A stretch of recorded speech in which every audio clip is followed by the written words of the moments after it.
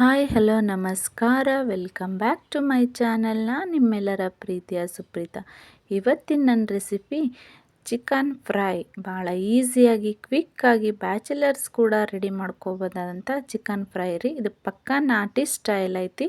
ಬರ್ರಿ ಹಂಗಿದ್ರೆ ಹೆಂಗೆ ಮಾಡೋದು ಅಂತ ನೋಡ್ಕೊಂಬಂದ್ಬಿಡೋಣ. ಇಲ್ಲಿ ನಾವು ತೊಗೊಂಡಿರುವಂತಹದ್ದು ಅರ್ಧ kg ಚಿಕನ್ ಐತ್ರಿ.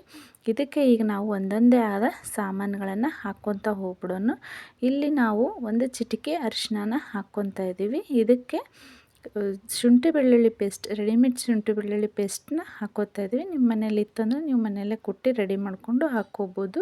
ಈ ಥರ ಶುಂಠಿ ಬೆಳ್ಳುಳ್ಳಿ ಪೇಸ್ಟ್ ಮತ್ತು ಇದಕ್ಕೆ ರುಚಿಗೆ ತಕ್ಕಷ್ಟು ಉಪ್ಪು, ಇಲ್ಲಿ ಕಲ್ಲುಪ್ಪನ್ನು ಹಾಕ್ತಾಯಿದ್ದೀವಿ. ನೀನು ಬೇಕಂದರೆ ಸಣ್ಣ ಉಪ್ಪು ಕೂಡ ಹಾಕ್ಕೋಬೋದು.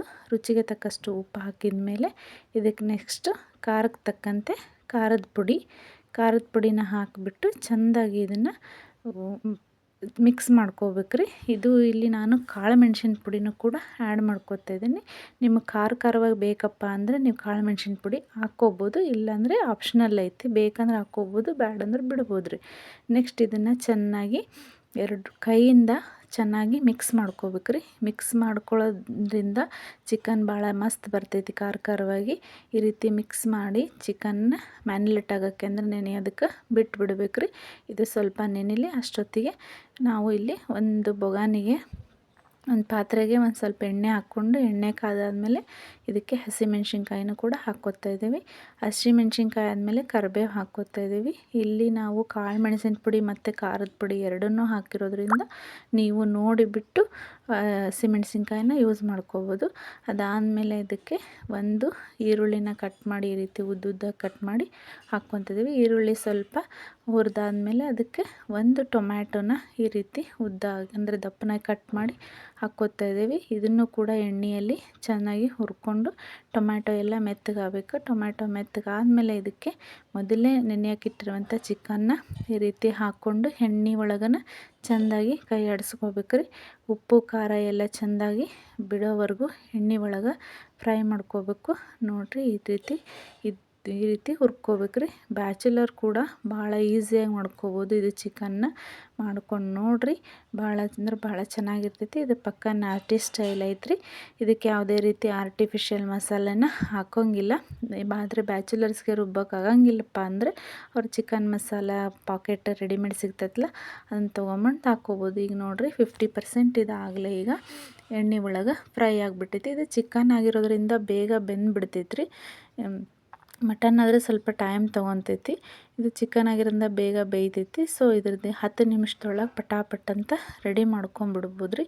ಇಲ್ಲಿ ನೋಡಿರಿ, ಇದಕ್ಕೆ ಆಮೇಲೆ ಕೊತ್ತಂಬರಿನ ಹಾಕಿಬಿಟ್ಟು ಚೆನ್ನಾಗಿ ಹುರ್ಕೋಬೇಕು. ನೋಡಿರಿ, ಈ ರೀತಿ ಮಿಕ್ಸ್ ಮಾಡಿಕೊಂಡು ಇದನ್ನು ಬಾಯಿ ಮುಚ್ಚಿ ಒಂದರಿಂದ 1.5 ನಿಮಿಷ ಸ್ವಲ್ಪ ನೀರನ್ನು ಹಾಕಬೇಕು. ಯಾಕಂದ್ರೆ ಬರೀ ಎಣ್ಣೆ ಖಾರ ಉಪ್ಪು ಹಾಕಿರೋದ್ರಿಂದ ಸ್ವಲ್ಪ ತಳ ಹಿಡಿಯೋ ಚಾನ್ಸಸ್ ಇರ್ತೈತಿ. ಸ್ವಲ್ಪ ನೀರನ್ನು ಹಾಕಿಬಿಟ್ಟು ಈ ರೀತಿ ಬಾಯಿ ಮುಚ್ಚಿ ಇದು ಬೇಯಲಿಕ್ಕೆ ಬಿಟ್ಬಿಡ್ಬೇಕು ರೀ. ನೆಕ್ಸ್ಟ್ ಇದಕ್ಕೆ ನಾವು ಇನ್ಸ್ಟೆಂಟಾಗಿ ಮಸಾಲನ ಹಾಕ್ಕೊಂಬಂದ್ಬಿಡೋಣ. ಸ್ವಲ್ಪ ಚಕ್ಕೆ, 1 ಟೀ ಸ್ಪೂನ್ ಕೊತ್ತಂಬರಿ ಕಾಳು, 1-2 ಲವಂಗ, 1-2 ಏಲಕ್ಕಿ ಕಾಯಿ, ಸ್ವಲ್ಪ ಚಕ್ರ ಮುಕ್ಕನ್ನು ತೊಗೊಂಬಿಟ್ಟು ಇದಕ್ಕೆ ಸ್ವಲ್ಪ ಒಣ ಕೊಬ್ಬರಿನೂ ಕೂಡ ಹಾಕ್ಕೋಬೇಕು ರೀ. ಒಣ ಕೊಬ್ಬರಿ ಆಪ್ಷನಲ್ ಐತಿ. ಬೇಕಂದ್ರೆ ಹಾಕ್ಕೊಳ್ರಿ, ಬ್ಯಾಡಂದ್ರೆ ಬಿಡ್ರಿ. ಹಾಕ್ಕೊಂಡ್ರೆ ಟೇಸ್ಟ್ ಇರ್ತೈತಿ. ನಮಗೆ ಸ್ವಲ್ಪ ರಸನೂ ಬೇಕಪ್ಪ, ಅನ್ನಕ್ಕೆ ಜೊತೆನೂ ತಿನ್ನಕ್ಕೆ ಬೇಕು ಅಂದರೆ ಕೊಬ್ಬರಿ ಹಾಕ್ಕೊಳ್ರಿ, ಚೆನ್ನಾಗಾಕೈತಿ. ಮತ್ತು ಇದಕ್ಕೆ ಸ್ವಲ್ಪ ಕೊತ್ತಂಬರಿ ಹಾಗೂ ಒಂದು ಅರ್ಧ ಈರುಳ್ಳಿನ ಕಟ್ ಮಾಡಿ ಈ ರೀತಿ ಹಾಕ್ಕೊಂಡು, ಸ್ವಲ್ಪ ಶುಂಠಿನೂ ಕೂಡ ಹಾಕ್ಕೊಂಡೈತಿ. ಆಗಲೇ ಶುಂಠಿ ಬೆಳ್ಳುಳ್ಳಿ ಪೇಸ್ಟ್ ಹಾಕಿರೋದ್ರಿಂದ ಇದನ್ನೇನು ಹಾಕೋ ಅವಶ್ಯಕತೆ ಇರೋಂಗಿಲ್ಲ ರೀ.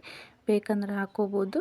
ನೋಡಿರಿ, ಈ ರೀತಿ ಇದನ್ನು ಬಾಯಿ ಮುಚ್ಚಿ ಬಿಟ್ಟಿದ್ವಲ್ಲ, ಈಗ ಮಿಕ್ಸರಿಗೆ ಹಾಕ್ಕೊಂಡಿರೋವಂಥ ಮಿಶ್ರಣನ ಇದಕ್ಕೆ ಹಾಕ್ಕೋತೀನಿ. ಇಲ್ಲಿ ಅವರು ಅನ್ನಕ್ಕೆ ಬೇಕಂತೇಳಿ ಸ್ವಲ್ಪ ನೀರನ್ನು ಹಾಕ್ಕೊಂಡಾರ. ಇದು ನಿಮಗೆ ಆಪ್ಷನಲ್ ಐತಿ, ನೀರನ್ನು ಹಾಕ್ಕೋಬೋದು. ಇಲ್ಲ ನನಗೆ ಫ್ರೈ ಥರನೇ ಇರಲಿ ಅಂದರೆ ಇದನ್ನು ಫ್ರೈ ಥರನೂ ಕೂಡ ಮಾಡ್ಕೋಬೋದು.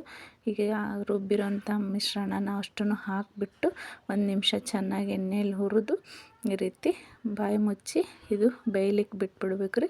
ಇದು ಆಲ್ರೆಡಿ ಈಗ 50 to 60% ಚಿಕನ್ ಬೆಂದೈತಿ.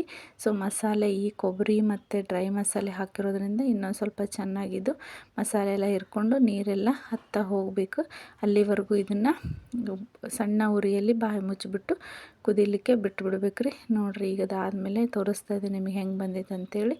ಜೋಳದ ರೊಟ್ಟಿ ಜೊತೆಗೆ ಚಪಾತಿ ಜೊತೆಗೆ ಅಂತೂ ಮಸ್ತ್ ಇರ್ತೈತೆ ರೀ.